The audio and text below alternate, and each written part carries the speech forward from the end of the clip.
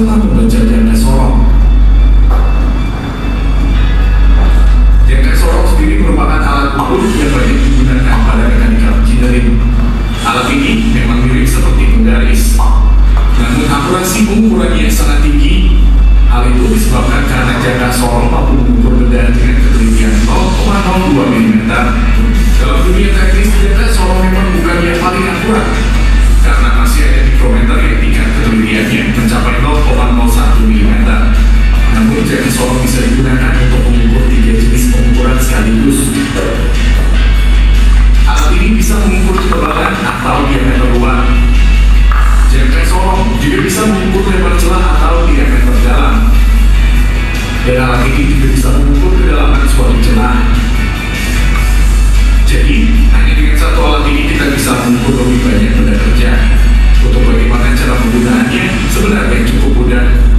Jika Anda akan mengukur ketebalan atau diameter luar, jadikanlah angkusan ini komponen yang akan diukur. Pastikan posisi benda tidak miring sehingga pengukuran akurat. Setelah itu putar kuncian agar lahan ini tidak geser-geser. Ini akan mempermudah kita saat akan melakukan pembacaan hasil karena kita bisa meletakkan benda yang diukur tanpa menggeser lahan ini. Setelah itu mari kita baca hasil pengukurannya. Untuk membaca jangka sorong, kita harus memahami arti dari garis-garis ini. Skala yang ada pada badan jangka sorong disebut skala utama. Skala ini punya nilai 1 mm per garis. Jadi ini mirip seperti penggaris biasa. Skala ini akan memberitahu kita hasil pengukuran dasarnya. Contohnya seperti pengukuran tadi. Kita paskan angka 0 pada skala geser dengan garis terakhir pada skala utama. Nah, garis terakhir ini akan menentukan pengukuran dasarnya. Jadi hasilnya 33 mm.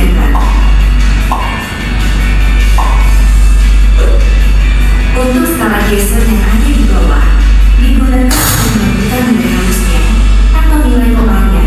Nah, berbeda dengan skala utama, skala geser ini punya nilai 0,02 mm tiap garisnya.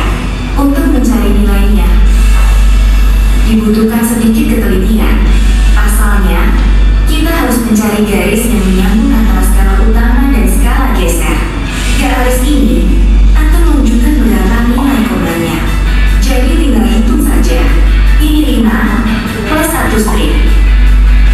Jadi 0,5 ditambah 0,02. Hasilnya 0,02.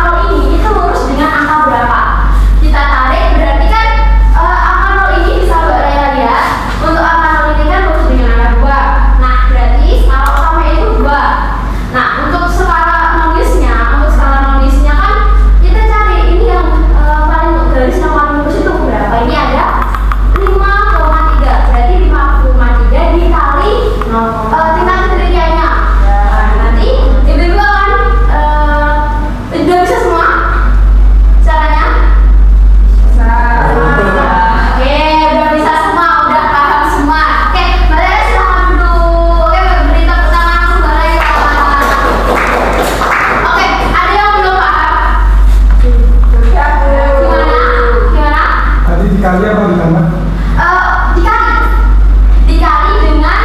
Dikali dengan tingkat ketelitiannya. Oke, di sini itu ibu ada untuk mengecek kalian paham atau tidak. Di sini tuh ibu ada LKPD, di mana LKPD ini untuk mengecek tingkat kepemahaman kalian semua. Di sini mungkin bisa dibagi